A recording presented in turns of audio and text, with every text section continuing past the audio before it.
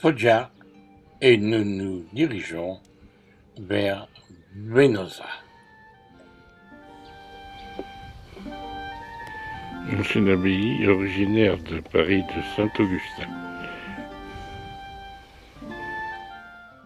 Construit sur les restes de l'amphithéâtre romain, projet d'une nouvelle église, mais les travaux furent interrompus, les moines ayant abandonné le couvent.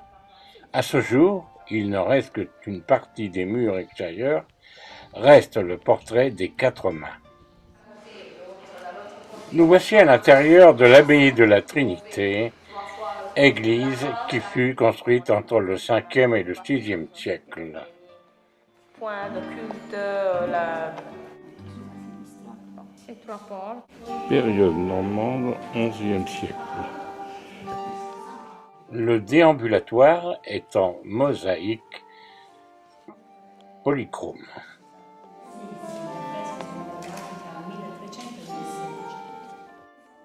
À observer surtout les murs peints de fresques.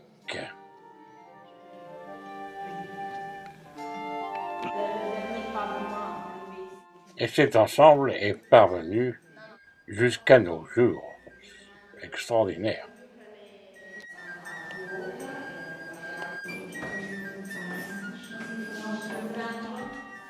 Il ne nous reste plus qu'à contempler et se dire quand même, à cette époque, il y a combien de siècles en arrière, les hommes étaient aussi valables que ceux d'aujourd'hui.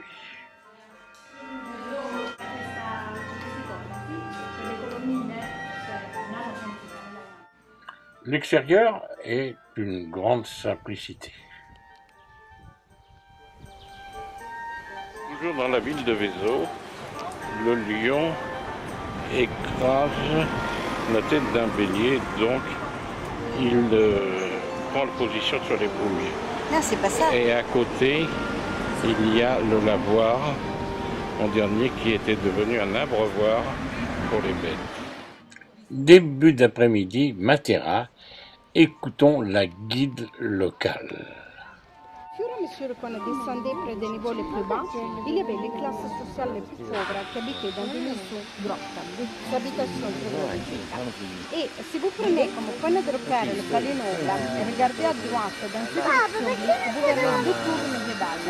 Une tour faisait partie de l'enceinte de muraille qui entourait et protégeait la zone la plus importante où les clergés et la noblesse habitaient. Et cette zone-là s'appelle la Civita, la ville, la cité de la vieille ville de Matera, où la cathédrale se dresse. Il y a des mesures restaurées avec les paraboles, parce qu'aujourd'hui 2000 personnes habitent là-bas, dans des mesures restaurées avec les coranchanti, parce qu'il y a des mesures qui attendent la restauration. La ville de Matera est partie construite, mais en plus grande partie creusée dans la pierre calcaire. C'est pour ça qu'on utilise le mot sassi, c'est-à-dire les parties rocheuses, creusées dans la pierre. Celui-ci est le sasso cavioso. Le cavioso dérive le nom de cave, en mot latin qui signifie grotte, parce que là-bas il y a beaucoup de grottes. Il faut imaginer que toute cette partie était au départ des maisons troglodytes, c'est-à-dire dans la roche. Par contre, il fut construit des avant-maisons, si l'on peut dire.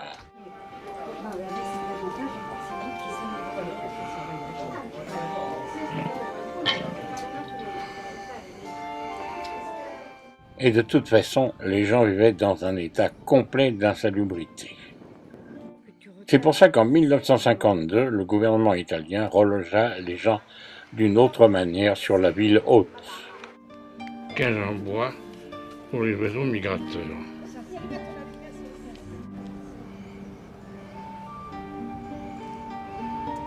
Une procession religieuse à travers les ruelles de la vieille ville et il y a 14 stations.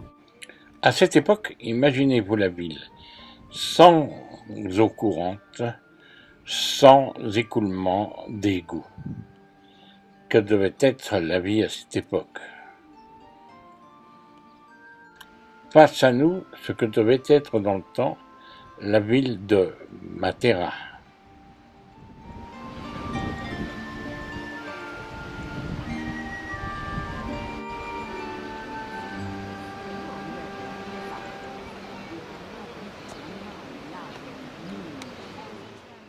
L'on pourrait dire la ville haute mais ancienne était dominée par une église.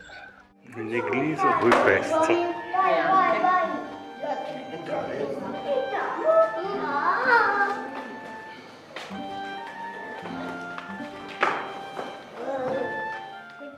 Difficile de faire un commentaire, surtout, ouvre bien les yeux. L'on pourrait dire, c'est pour le plaisir des yeux maintenant. À l'intérieur de ces maisons, il y avait une très bonne organisation, puisque les habitants habitaient aussi avec leurs animaux. Ah oui, c'est super. Tout doucement, vraiment.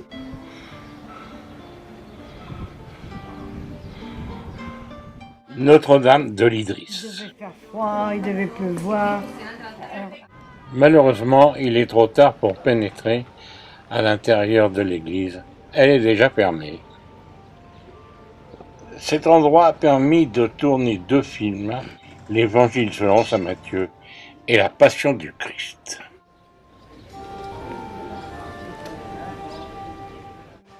Nous n'aurons qu'une après-midi pour visiter Matera. Et en principe, si on veut le voir partout, il faut pratiquement 2 jours.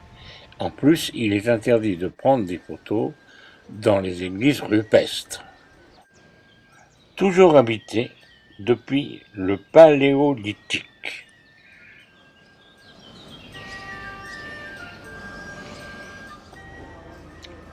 Continuons notre voyage et nous arrivons à Altamura. Construite sous Frédéric II, cette église subit de nombreuses transformations.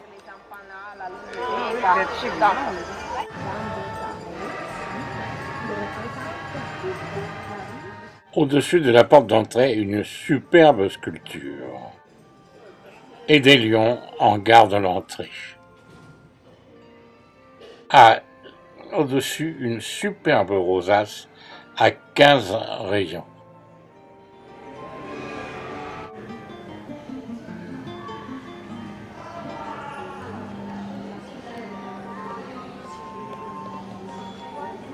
Les fleurs de lys qui sont des anges, donc ajoutés après, avec le Christ Rédempteur.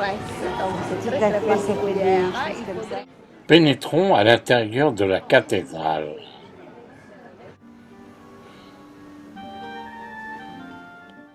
Avec les différentes époques, c'est une église qui sut varier, changer, laisser la place aux artistes pour en faire l'œuvre qui nous reste aujourd'hui.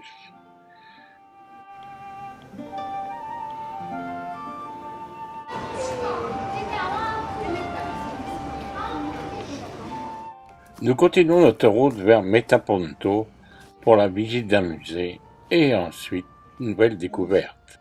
Bari, etc. Jusqu'à Bari. Vous vous rappelez vous vous rappelez le grand chapiteau que vous avez fait la photo? Ah oui, oui, Et c'était d'époque, disons, on l'appelle on l'appelle Corinthien Tarantina, mais non so se... Abacus est étroite et avec beaucoup de un appareil décoratif sur l'architrave là-bas.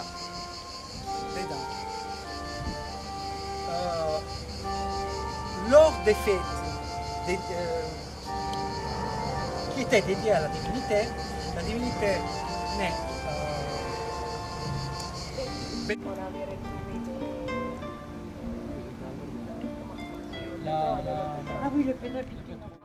Et nous quitterons notre guide local qui nous a fait visiter le musée ce matin et qui a quelques difficultés à nous parler en français.